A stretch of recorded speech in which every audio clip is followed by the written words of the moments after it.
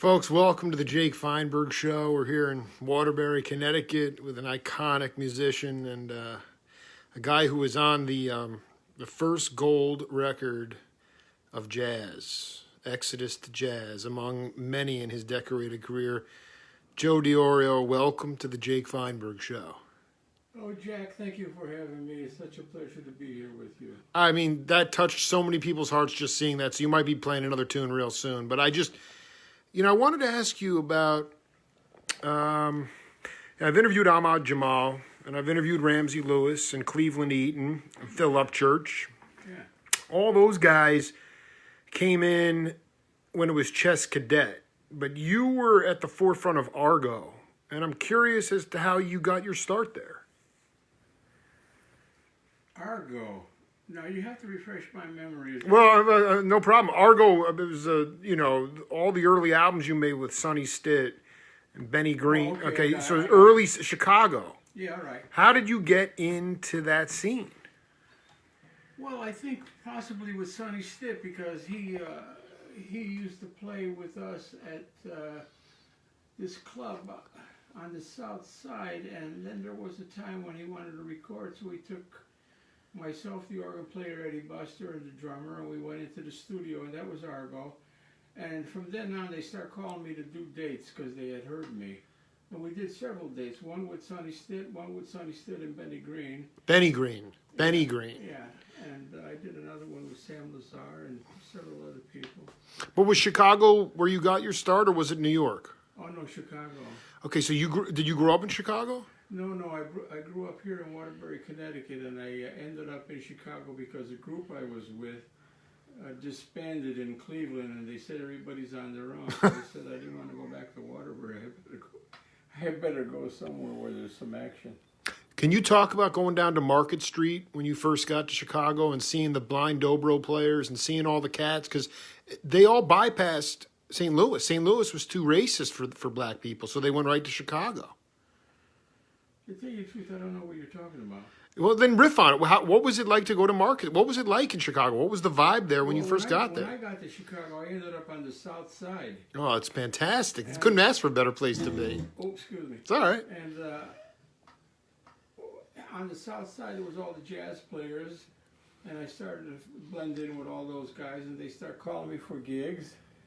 And one of the people that called me one time was Eddie Harris, and he came right up, and he's a very direct guy, and he says, listen, I want you to make a record with me. And I said, fine. So he gave me the music, and we start rehearsing, and next thing I know, we did Exodus to Jazz. And that was about 50 or 60 years ago. I just want to be clear. You, by choice, because, Michael Bloomfield, he had to go across the tracks to find the blues music. Barry Goldberg did too in Chicago, but you went directly to the South Side. Right on the South Side. Right on the South. And so I Eddie Harris, obviously, but who were the other cats? There was a guy, Sleepy Anderson. Were you playing with him at all? Who were you playing with primarily on the South Side? Yeah, I'll tell you. I was playing with Vaughn Freeman. Oh dear. I was playing with Jody Wallace. Jody Christian or Jody Wallace? Jody Christian and Billy Wallace, by the way, too. There you go. That's another name I almost forgot, And all the younger people my age who were jamming all the time, they had clubs all over the place, and they had jam sessions all over the place. It was a pretty lively scene. So I used to go to all the places and play. That's how I met Eddie Harris. I went to one of his jam sessions, and then he came looking for me, and he says, I want to make a record with you. So I was lucky that way, you see. Can you talk about the vibe? There was such a beautiful vibe there early on there was no color bar. If you could play, that's all that really mattered. Can you talk about the vibe that was there when you got... It seemed to be very compassionate. Everybody seemed to extend themselves towards us, towards everybody. Everybody was kind to one another, and that's what I liked about it. I didn't feel any black stuff at all. They liked me. It's funny. I was in a store the other day, and I picked up a Vince Guaraldi album with Dean Riley on bass and Eddie Duran on guitar. There was no drums. And for a lot of combos in that late 50s, early 60s period with guitar, there were no drums. And I'm curious about how you developed your inner time feel when there was no traditional trap set there. Well, as a kid, I always felt the beat right off the bat. I just knew where it was immediately. You know, I don't know. I think it's a gift. I know it's a gift. And I could just tap my foot. I remember when I was a kid in the kitchen in my mother's house, I used to tap my foot and try to jam. And I felt pretty good about it. You know. I love it. So after a while, I didn't need a lot of rhythm. I don't care what it was. Even if somebody was just tapping their foot, I could get off on it, you know. So I had that inborn thing. In fact, I did several albums with just drums, you know. Well, I mean, a lot of your albums are duo guitar or solo guitar. But I mean, were you in a trio? I mean, Larry Novak was there, Ray Neapolitan, Chuck DeMonico. There were so many badass jazzers that were playing there. Did you play in a trio Did you play in a trio without a drummer? Yes, I played in a trio without a drummer. I had piano and piano and bass. That's what it was. And but these were guys from the South Side. I didn't play with Novak and those guys. I was playing mainly with black musicians. I love this. Who was in? Please tell me who was in that trio. Do you remember who was in that trio? Oh my God, no. No, because you were talking. I mean, dude, Richard Evans, Odell Brown, all these guys were the most venerable cats of all time. You were playing with all of them. Well, one trio I had was with Jody Christian and Victor Lewis. Victor Lewis? Was it Victor Lewis, the bass player? Well, Victor Lewis is a drummer. Victor Wooten? What's the name of that bass player? That great bass player from Chicago. Victor something. No, Victor, I'm sorry. Okay, well, we're going to... So, I mean, can you talk about when you got into a setting like that, like how you kept it together? I mean, were you the lead? Were you focused on rhythm chops as opposed to facility? Let me tell you something. Break it down. At that time in my life, at my early career, I was just holding on for dear life. When I was in the company of guys like Jody Christian and Victor, whatever. I'm sorry, Victor. Those guys were so advanced and so free and so loose, man. I just held on and tried to keep myself balanced at all times, trying to remember where I was, because they just went everywhere they wanted to. And of course, needless to say, it just helped me to stabilize myself the rest of my life to get strong. You know, all those guys just helping to strengthen me up, man. It was a great experience. If you don't have that kind of experience in jazz, man, you ain't gonna get it. Well, I mean, what's going on today, man? There were 10 clubs on every block. Well, let me tell you one thing. You ain't gonna get it into school. You'll never get it into school. Don't waste your money. Don't 57 grand to go to Berkeley now. Listen, I'll tell you what you want to do. Go downtown and buy yourself 100 great records. Copy every note, and you got it, because the language is in the records. It's not in this bullshit in the school and all those scales and everything, man. You got to know the ideas. You got to listen to Bird and all those guys, man. Get that under your belt. Can you talk though about how much of an auditory learner you were? Because my generation and younger, we're all visual now. We're saturated with material, Joe. That's all it was. There was no videos. There was nothing you could look at. Don't forget, I'm a product of the 50s. I know. There's nothing back there. There was absolutely nothing. The only thing you had was those lousy vinyls, man, scratchy ones. Nothing wrong with that. No, listen to me. I never heard the scratches. All I heard was the beautiful music coming out, and that's all I cared about. And that's what everybody that I know from my era learned that way. They copied the records. People are they want me to stop talking. They want you to play. Can you play another tune for us? You got to remember, folks, I haven't played for a long time.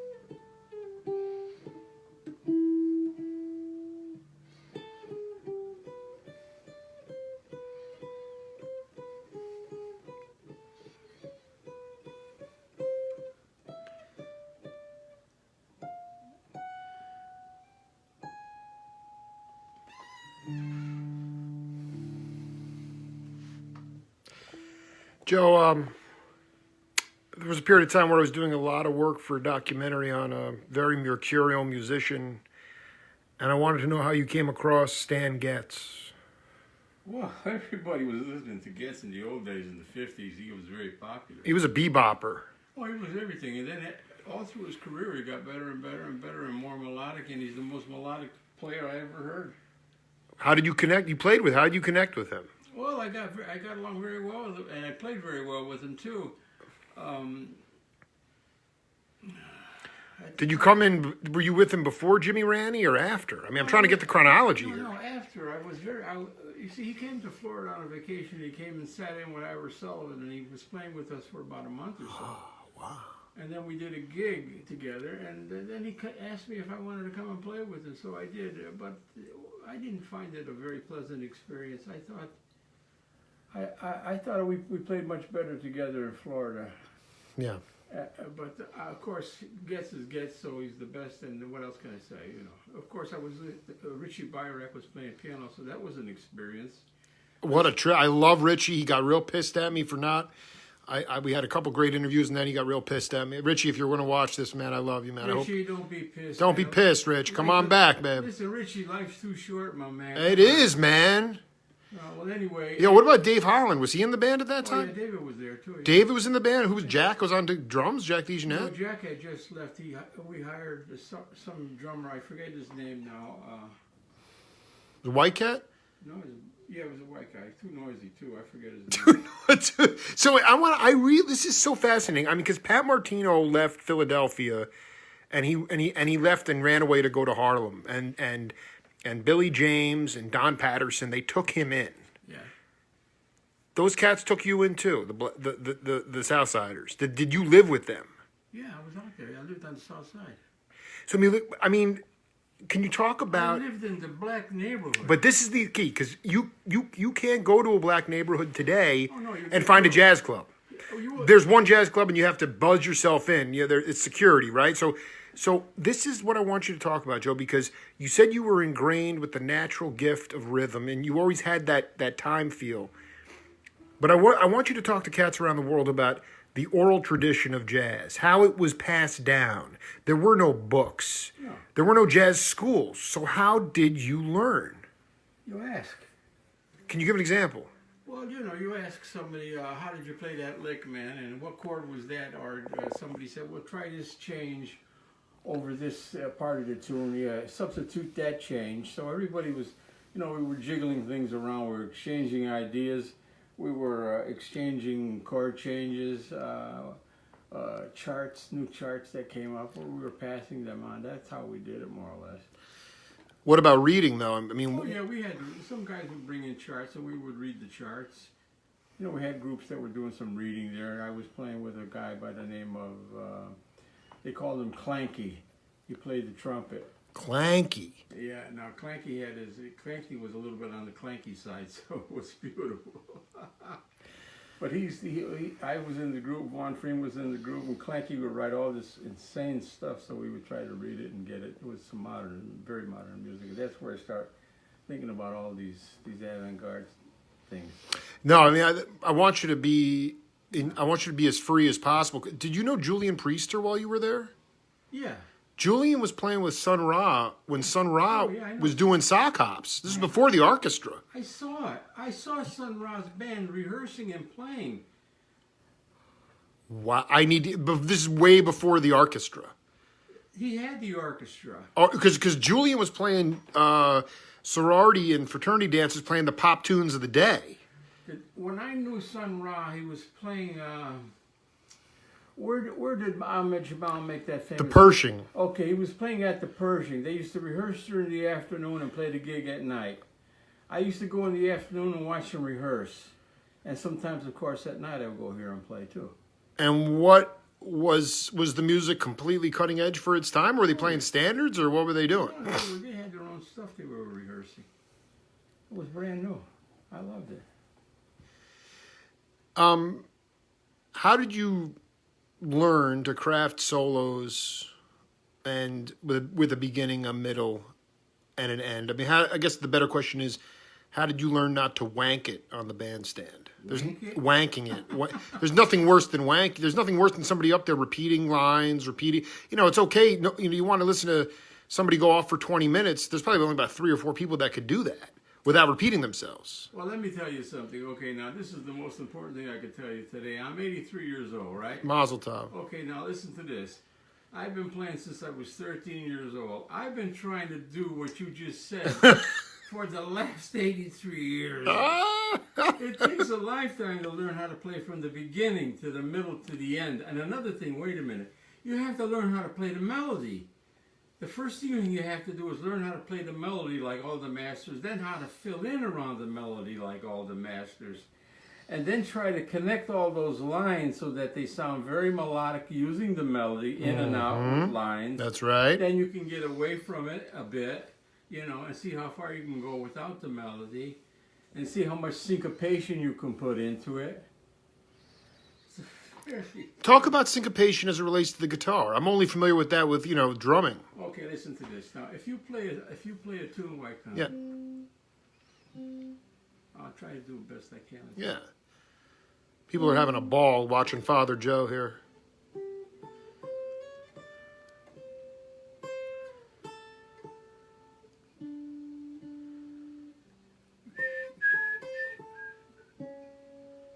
First thing is to get that melody out. Okay, syncopation.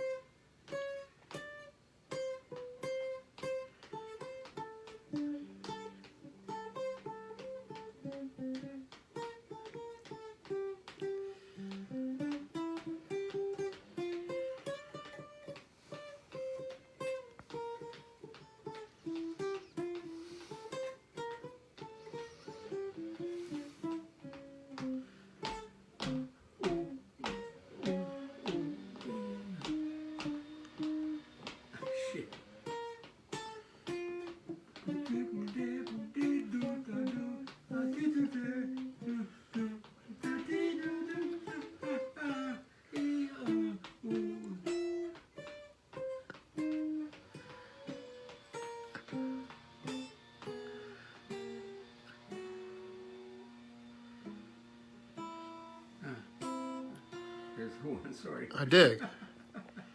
I want to go out on a limb here and say that you knew Emil Richards and Joe Porcaro back in back in New Haven.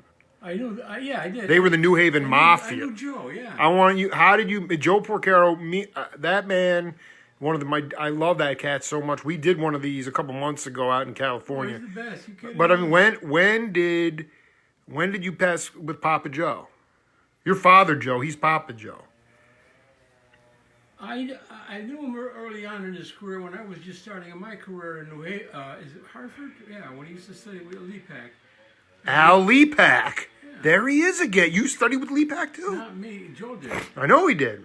Okay, I knew him then. Then I met him years and years later out in California when he was teaching at The Institute. the institute where I was. So we were good friends. Used to go to lunch together, played a couple of gigs together, and he had that group that played all strange shit. Emil did. It was the microtonal Yeah, band. they hired me one night to do a gig with them, and they played nothing but weird time signatures. I didn't know where the hell I was. So I mean, you played odd metered music with Vaughn Friedman though. Well, I guess you could call it odd meter music, where you come in and play 5s and 7s and all that stuff as it appears, as it comes up. You don't really concentrate on that. Those guys were actually playing in 5/4 and 7/4 and all. That's right. And even worse ones. It was too much, man. It was too hard. When you talk about your generation of guitar players, Howard Roberts, and Farlow might be even older than you, but I mean, See, I got caught in between. what was you guys were all animals. You were omnivores when it came to music. There was no labels in music. I don't consider you a jazz player. I mean, rock. There was an R&B scene in Chicago as well. I know you were playing jazz, but I feel like you just across the board were an omnivore. All you guys were. Well, I guess it's a good way to put it. I never thought of it that way, but My main objective was to play jazz and to play all the excursions of jazz, and of course the avant-garde was one of them. I loved it, and all the people I played with did that kind of stuff, so I was learning it. The guitar players that I first heard, let me give you Yeah. The row so you can hear. Just My riffing. first guitar teacher was my influence, Fred Breedice and Vinnie Breedice, who taught me. Then came Django Reinhardt. He was my big, big influence. Then after that, I started listening to guys like Tal Farlow and Jim Hall. Mm-hmm. Those were the big ones too, you know. And Jimmy Rainey from my era. And I was caught in between because those guys were ahead of me.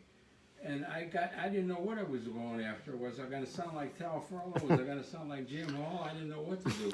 So I just tried to sound like everybody. Right. And of course, Wes came on the scene. And about that time, I think that's when I stopped really listening to guitar too much. But I was always listening more to saxes and pianos and trumpets and all that. You got a lot of themes and germs for songs from the sax? Oh, yeah. Oh, from the piano, too. Trumpet, Miles. What about Joe Pass? Oh, he's the best. Well, you got to hang with Joe, though. I mean, Oh, yeah, I played a lot with him. Well, Joe used to come, when Joe wasn't working or wasn't playing with Oscar Peterson, what Joe did was he used to come down to the school, Musicians Institute, and they told him, Joe, just jump in the room, we'll give you a couple of $100 a day, you know. So Joe was, just jump in the room, Joe. So Joe was a funny guy, man. You know, he used to knock on my door, and I told him, Joe, come on in. He'd come in, take out his guitar, and we play all day. Where are the tapes of that stuff? I could just sit and watch and listen to you and Pass play. There's a couple out there. I was listening to Howard Roberts talking to the students on a video. There's an amazing video out there from the Institute, and he's like, he was talking to me because to the students he said, your expectations are far greater than anything we have. Why did that institute make sense for musicians at that time, compared to sort of the chop shops that we have today, the assembly lines of academia? All right, that question is very hard and easy on this. Well, yeah, let me break it down. There was no jazz curriculum when Diorio was coming up. Berkeley was there, Texas, North Texas, that kind of stuff. That was it.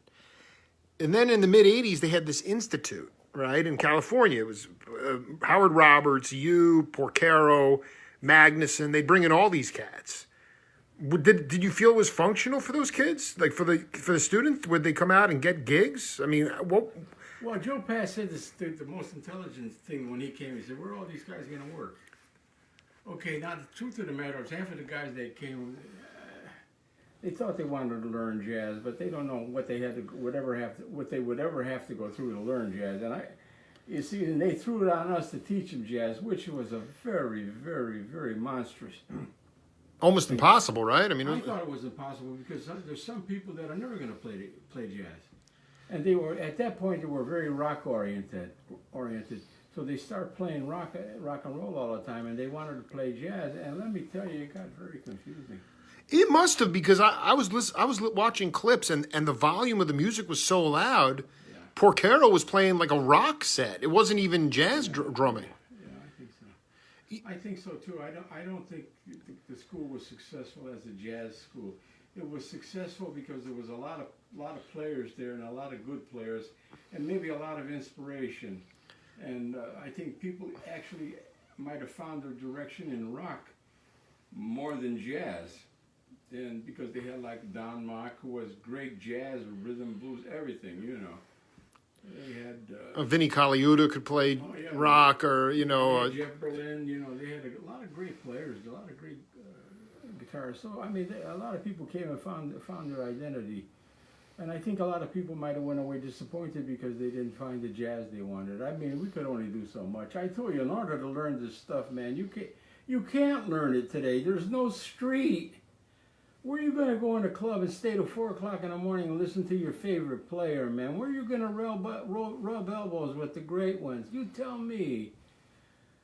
We're screwed, brother. You feel that way? I mean, I feel that. I know it's true. Where are you going to go? Is there a jazz place you can go?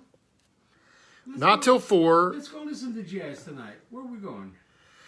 Well, it's going to be very formal, and it'll be done by 9 or 10 at night. And not only that, if you want to stay the second set, it's another $50. Well, that's another part of it, is that it's become for the upper crust of society to a Well, degree. you see, when I was a kid, man, we used to sit at the bar for a beer and just listen. You can't do that anymore. That's all history. When you first came into Argo, can you talk about Ronnie Milo and how he used to mic your guitar? Because not every, today you go to the studio, you can mic every piece of the drum kit, but a lot of times they just drop a mic in the center and just record. How are those recordings done? Let me tell you something. Ronnie Milo is a genius. But I want you to, because you know what, a lot of cats. He recorded Howlin' Wolf and all those guys, but those albums breathe. This guy is a genius. He knew how to record jazz. He knew how to record rock. And don't ask me a secret, because I don't remember a lot of microphones being placed all over. There weren't, man. I bet there was one. I don't remember a lot of. I remember at the end of the sessions he would do a lot of editing, sometimes slicing and whatnot. And I don't know the secret, but I know one thing: this guy knew how to get the sound, which so many guys today haven't a clue. No. You go in there, man, and you're gonna sound. They don't know much about it, so you're gonna sound like a rocker. They don't know. You just would go and Yeah. pick up. You get an advanced copy of the record and listen to it, but you never. Did you talk to Ronnie ever about what his strategies in I there? never talked to Ronnie. I hung out with Ronnie sometimes after the session just to hang, and he was just doing this little thing to make everything right, and he just seemed to know what he was doing. He just seemed to know how to get the sound of the jazz players, and I guess the rockers too. And absolutely, the most authentic blues. There was leakage too. Everything was not mic'd, so you had a lot of space within the rhythm, and you can feel that on the recording. Did you do a lot of jingle work in Chicago? Not much, a little bit, very little. Joe, for so many people, it's been so invigorating to see you. I just want you to talk about your concept of love, how you bring love to the world. Love, huh? Okay. Well, they say without love you can't give love, and maybe you can't get it either. So maybe you got to start loving. Love yourself first. That's kind of like the first thing to do too. If you can feel good about yourself, but you got to feel good about the person next to you too. I mean, you got to give them a break. You can't be putting them down every second. You got to be compassionate as you could, and the more compassionate you are, maybe you're at a point where love could start growing. Because if you love a person, if you care for a person, start taking care of them, love and compassion and things of that sort start to grow, and that's love. And the more you can pass it on to more people. First, you might start with just the guy next door, and then go further and further. I don't understand love, man. I know it's a very powerful force. I know once it bites you, man, you're done for. But I'm sure it's a very mysterious thing, and I'm sure that I really don't understand it. And there's sometimes I wonder if it even exists. The closest thing I saw to love in my life is the family. The mother and the kids. I mean, that's as close as I dig. It's beautiful, bro. I mean, has music been a healing force for you? Oh, that's why I'm 83 years old. I know, but obviously it keeps you young in spirit. But I mean, as a healing force. Oh yeah, the more if you can play, you're gonna make contact with the other side. All the healing. That's love, man. You're the other side, man. Everything comes from the other side, man. And I feel sorry for people who can't get to the other side. I get to it with the music. Even sometimes, as rough as it is nowadays after my stroke, I still do it because whatever it is, and it's something.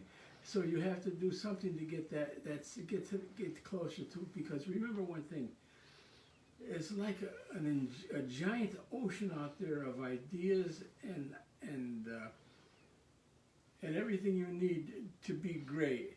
You have to you got to jump in. Some people can only take a cup full. Some people can go with a gallon. Some people can go with a truck full. It depends on you. The more you work on it, the more you're able to take in. The more you take in, the greater your feeling for playing and growing and loving and feeling and expressing it in your music. That's all I ever try to do, to tell you the truth. I don't know much else. You play one more tune? God, what am I going to play? I don't Impressions? know. Oh, no, that's too hard. You call all the hard tunes where you got to really move. Or just play free. I don't know. I'm just trying to. You're working it out.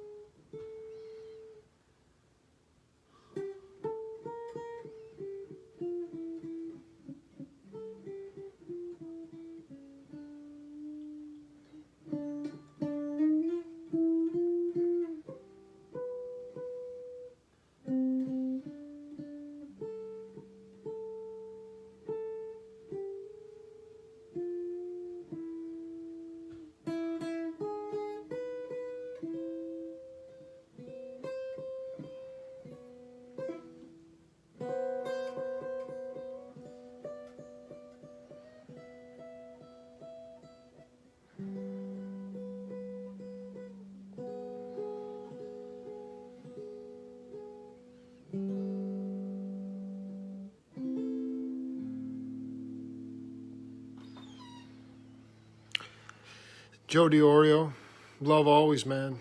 Thank you for being part of the program. Oh, thank you, folks, and thank you, everybody out there. I hope you enjoyed some of the music. You left people in tears. Thank you, sir. Thank you. This is the Jake Feinberg Show. See you later.